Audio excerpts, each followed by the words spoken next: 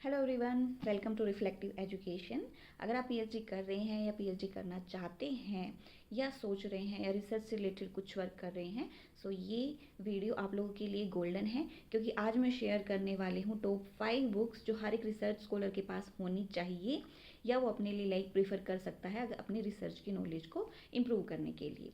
क्योंकि इन बुक्स में research writing से लेकर पब्लिकेशन तक का सब कुछ कवर किया हुआ है, कैसे क्या करना है, क्या रूल्स फॉलो करने हैं, क्या प्रोसीजर होगा, सब कुछ डिटेल में। तो चलिए शुरू करते हैं without any delay, let's get started.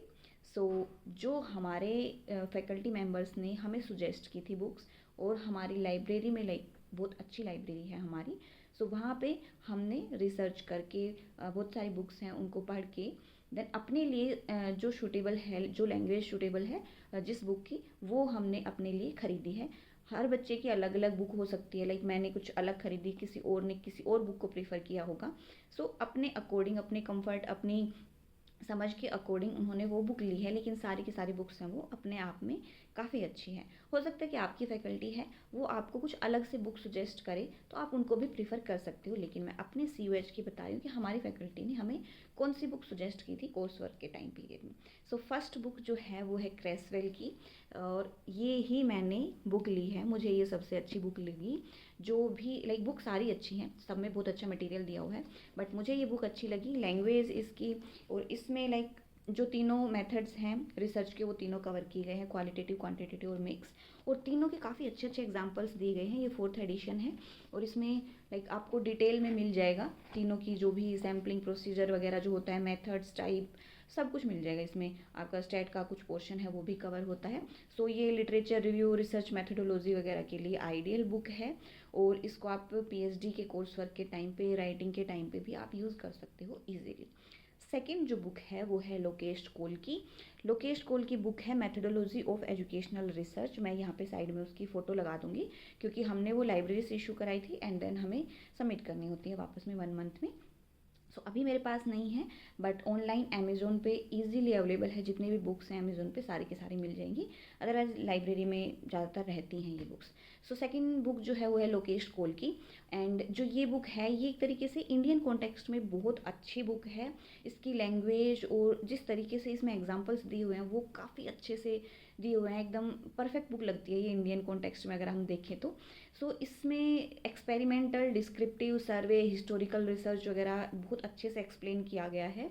और ये अगर आप नेट की तैयारी भी कर रहे हो, UGC नेट की, तो भी आपके लिए बहुत अच्छी है। अगर PhD एंट्रेंस वगैरह की तैयारी कर रहे हो, इंटरव्यू की तैयारी कर रहे हो, या इवन आप प्रोफेसर की पोस्ट के लिए या वैसे इंटरव्यू के लिए जा रहे हो जॉब के लिए, तो भी ये बुक बहुत अच्छी है। और फाउंडेशनल नॉलेज वगैरह या इंडियन कॉन्टेक्स्ट में अगर आप नॉलेज बढ़ाना चाहते हो, मैथडोलॉजीज वगैरह देखना चाहते हो कि अपने इधर लोकल क्या मैथडोलॉजीज हम यूज़ कर सकते हैं रिसर्च के लिए, तो ये दी बेस्ट है। देन थर्ड है एक APA मैनुअल 7th एडिशन, क्योंकि जो एजुकेशनल रिसर्च है वो ज़्यादातर उसी चीज़ को फॉलो करता है। सो ये बुक भी हमें प्रीफर की गई थी, क्योंकि इसमें काफ़ी अच्छे से पूरा आप नॉलेज ले सकते हो। सो ये बुक मैं नंबर 3 पे डालूंगी, इसका भी मैं साइड में फ़ोटो लगा दूंगी। एंड ये एक तरीके से क्या फॉर्मेट होना चाहिए, साइटेशन क्या होगी, और पूरा एक स्टाइल गाइड है एक तरीके से कि आप कैसे क्या करोगे, रिफरेंसिंग, टेबल, फिगर, जो भी हमें बनाना होता है रिसर्च में, वो सारा इसमें बहुत अच्छे से बताया गया है। PhD थीसिस लिखने के लिए ये बुक मैंडेटरी है, आप एक बार पढ़ के तभी अपना लिखना शुरू करो तो दी बेस्ट होगा, क्योंकि इसमें 0 से हीरो या 100 तक सब कुछ दिया हुआ है। थीसिस, आर्टिकल, पेपर फॉर्मेटिंग वगैरह के लिए ये दी बेस्ट है। और ज़्यादातर university, most of the universities एक तरीके से रेफरेंसिंग के लिए APA स्टाइल यूज़ करती है। सो दी बेस्ट है, ये कि आप इसको पढ़ो एंड देन उसके बाद राइटिंग जो आपका पोर्शन है वो शुरू करो। देन फोर्थ बुक है कीथ मॉरिसन की। ये भी काफ़ी अच्छी बुक है और इसका नाम है रिसर्च मेथड्स इन एजुकेशन। इसका भी मैं साइड में स्क्रीनशॉट या फोटो लगा दूंगी। तो ये जो कीथ मॉरिसन की बुक है स्प्रिंगर पब्लिकेशन की है, और इसमें ये बुक जो है एक तरीके से आप एडवांस लेवल पे रिसर्च करना चाहते हो या एडवांस लेवल की जो रिसर्च टेक्निक्स होती हैं वो बहुत अच्छे से एक्सप्लेन करती हैं। और जैसे नैरेटिव हो गया, एक्शन रिसर्च वगैरह हो गया, या क्रिटिकल थ्योरी बेस्ड रिसर्च होती हैं, वो इसमें बहुत अच्छे से एक्सप्लेन की गई है। एडवांस कोर्स वर्क के लिए या क्वालिटेटिव आप वर्क करना चाहते हो, रिसर्च करना चाहते हो, तो ये बुक दी बेस्ट है। और जैसे प्रैक्टिकल रिसर्च एग्जांपल्स हैं इसमें वो बहुत अच्छे से दिए हुए हैं, केस स्टडीज़ वगैरह हैं वो काफ़ी अच्छे से एक्सप्लेन की गई है। तो क्वालिटेटिव के लिए मुझे कीथ मॉरिसन की जो बुक है वो काफ़ी अच्छी लगी। एंड देन एक और बुक है 5th नंबर की जो बुक है वो है जॉन डब्ल्यू वेस्ट की, वो बुक भी काफ़ी अच्छी है एजुकेशनल रिसर्च की फील्ड में। उसमें भी काफ़ी अच्छे से पूरा रिसर्च का वो अच्छे से एक्सप्लेन किया गया है।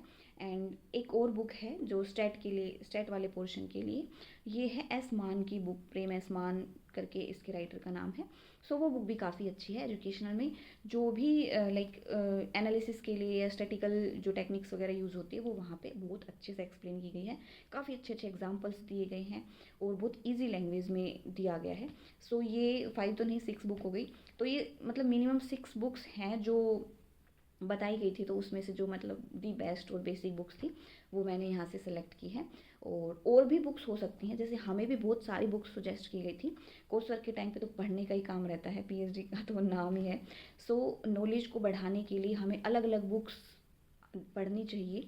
आप जितना हो सके उतना एक्सप्लोर करो, उतनी लैंग्वेज अपना देखो कि आपकी किस पे पकड़ है, कौन सी बुक सबसे अच्छी समझ में आ रही है, आपका जो रिसर्च एरिया है उसको किस में अच्छे से एक्सप्लेन किया गया है, एग्जाम्पल्स वगैरह किस में अच्छे से दिए गए हैं। और एपीए तो मतलब लाइक ज़रूरी है, बहुत ज़रूरी है। आप पहले उसको पढ़ो, देन उसके बाद अपने रिसर्च वर्क शुरू करो, या एटलीस्ट राइटिंग से पहले तो उसको पढ़ ही लो। सो ये 6 बुक्स थी और आपकी कॉलेज में अलग से सुजेशंस दिए हो सकते हैं। तो आपके टीचर ने, आपकी फैकल्टी ने आपको क्या सुजेशंस दिए हैं बुक से रिलेटेड, आप वो भी कमेंट में लिख के बता सकते हो, क्योंकि हो सकता है कि वो हमारे लिए और ज़्यादा हेल्पफुल हो। और आपने कौन सी बुक खरीदी है प्लीज़ कमेंट सेक्शन में वो भी बताना कि आपके पास पर्सनली आपने कौन सी बुक खरीदी है। सो ऐसे ही हेल्पफुल वीडियोस के लिए चैनल को सब्सक्राइब करना ना भूलें और वीडियोस को लाइक करें एंड शेयर करें। Thanks for watching reflective education. मिलते हैं नेक्स्ट वीडियो में।